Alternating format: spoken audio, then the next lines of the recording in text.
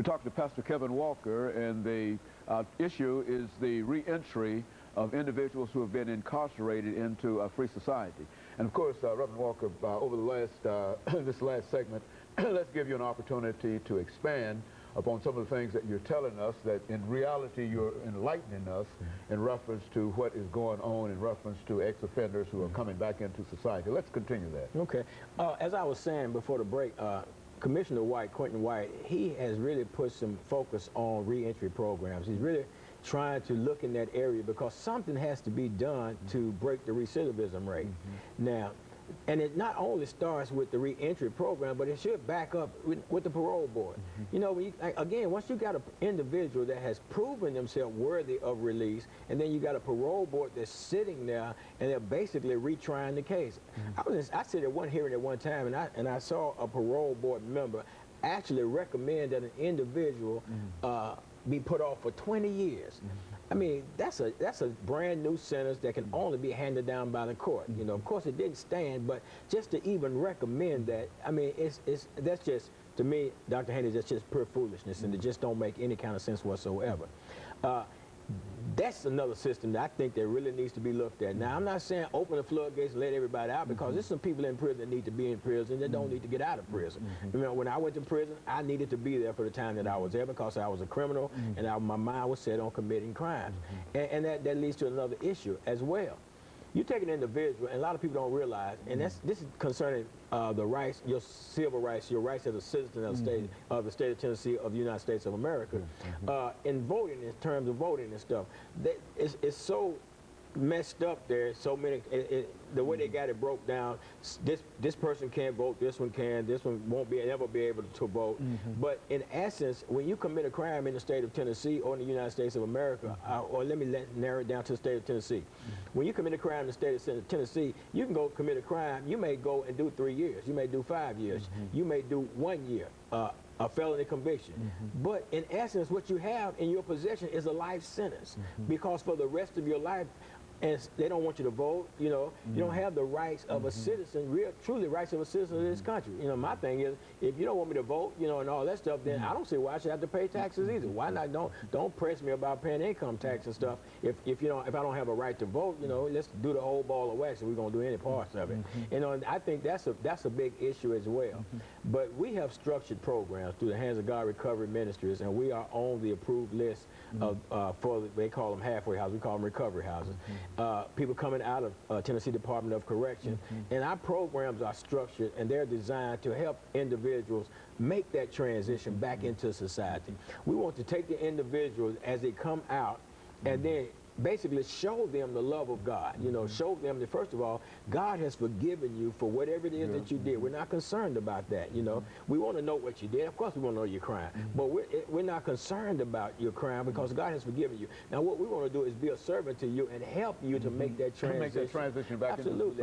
Help you to get the job, help you to mend the relationships that you had that maybe you have destroyed with your loved one as a result of your drug addiction or your incarceration or whatever it is that caused you to be incarcerated. And help you to mend those relationships, help you to get gainfully employed, and help you to become responsible, paying your bills, you know, contributing to this tax system that I don't believe I should have to pay anyway. But you know, to help a person in that progress, that's what we're all about, because there's a big need, and if people got to realize, when people in the prison system, they got sentences that have parole dates or expiration dates, they're going to either parole out or they're going to either expire their sentences. It's up to us that are out here in so-called free world society to make a determination right now as to how much help can we give these individuals, because one day they might be your neighbor. Well, why don't you speak to, over the last 5 or 6 minutes that we have, why don't you speak to this issue of employers, individuals? I mean, you know, we give lip service to the fact that we are equal opportunity employers and et cetera, et cetera. But as you indicated earlier, when an individual comes and who has done any kind of time in a correctional institution, for all practical purposes, they might as well ought not to apply. That's true. Even though owners give what, lip service. Speak to that. I mean, how? Like you say, Dr. Haney, they say we're equal opportunity employer. But then what about the guy with the skills, or even the guy that don't have the skills but have the family? You know, here's a guy that's been incarcerated 5 years or so. He gets out and he comes back. His family is waiting for him. He's got the wife. He's got 2 or 3 children. they would love to eat food too. You know, they like to eat. You know, they would love to go to the movies. They would love to be able to ride around their own automobile, live in their own houses and stuff like that. But we all know that it takes money to do these type of things. Now, if I go and present myself, and if I go and present my best self to an employer, and then he looks at me and he knows that I'm qualified to do the job. He knows that his instinct tells him that this guy will make a great employee, but yet because of our policy, we're equal opportunity employer, but our policy said we can employ you. Where's the equal? I mean, what's equal about that? You know, I don't understand that. You know, these people need an opportunity. You know, just like everybody else needs an opportunity. The guy coming out of college has spent 4 years in college, 6 years in college, what have you, coming out of college, knocking on the door with the resume in hand, needing a job. They need a job.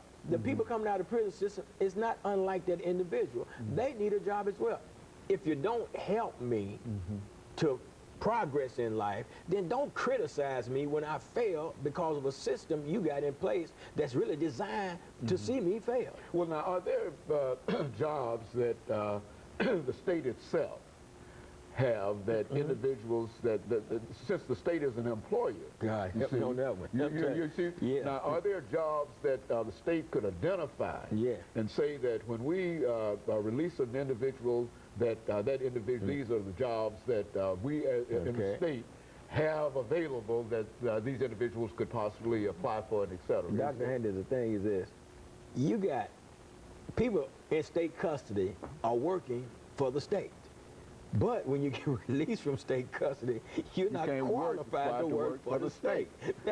You know, come on, man. You can't get a state ID. You've been in state custody for 20 years. You get out, you can't have a state ID. You had one for 20 years, we're taking it back. You've been working a state job for the last 20 years. You've been doing great at it. You know, we appreciate it. And the same job that you've been working at, you've been so great, we can't fool even though the money that we might be paying you for doing that job is more than the money, is less than the money that we had to pay while we were keeping you incarcerated to do the same job. You know, the thing is, my point is this: if I'm qualified to do the job, I'm qualified to do the job. If I can do it inside, I should be qualified to do it outside. I mean, you got people in there doing clerical work and stuff like that. They're working with the chaplains. I mean, I know some guys at River Bend. They do the bulk of the work. They make it flow. You know, chaplains got it going on. You know what I'm saying? And that's a good thing. But now you take that same individual, get out, and then the state won't employ that individual. But why not? They didn't employ them all these years. You know, only difference will be a difference in the rate of pay. The individual is the same individual. He's the same person you praised on the inside when he got it done. I mean, why not give him a chance to do the same thing when they get out? And he's out of the system itself, and so that really does not cost the state anything. And the very money it might be saving, it could possibly hire that individual. Well, it's a win-win kind of situation. It's a win-win situation, and I think some minds need to get together and start thinking about, start looking at what the vehicle we got in place and see why. You know, I mean, you just can't place the fault of the recidivism rate on the individual, the inmates that's going out committing the crimes, going back. It's a deeper look than that. You got to look at some of these systems that are in place that are by design to elevate this recidivism rate. Because if you move some of these stumbling blocks out of the way, people won't stumble. If you got something out there in front of me that I'm going to stumble over, then I'll stumble. And identification, you believe, is a stumbling block. It's a great stumbling block, Dr. Haney, and it really needs to be fixed. That needs to be fixed. People need to have the right to vote. The parole system needs to be fixed. That old seriousness of offense is a catch-all phrase that's designed to keep folks incarcerated that they know will be productive in society, but they just don't want to let them out. And the great number of individuals that we have incarcerated all across the nation and et cetera can be assisted and be very, very helpful and useful kind of individuals. Absolutely. If we were to look at this from a different perspective. If we looked at it from a different perspective and we respect the fact that these people, these are human beings, they have minds, they have intellects, they have intelligence just like we have, and they deserve the opportunity just like we have right here to prosper, take care of our families, to contribute to church fundings and anything else, nonprofit organizations, do anything else. They have the same right, and they should be afforded that right. And the systems that are in place that are designed to impede people should be broken up and moved out of the way so people can enter back into society and be productive members of society. And those people that don't have the right mindset, we need to get them out of those places because they're the barriers. It's not the inmate all the time that's the barrier. It's the people operating the system in a lot of situations. Very good. And of course, Reverend Walker, let me, we've come to the end of the show for today, but let me thank you for coming by. Let me encourage our audience to tune in again next week for another informative edition of Comments. Thank you and good morning.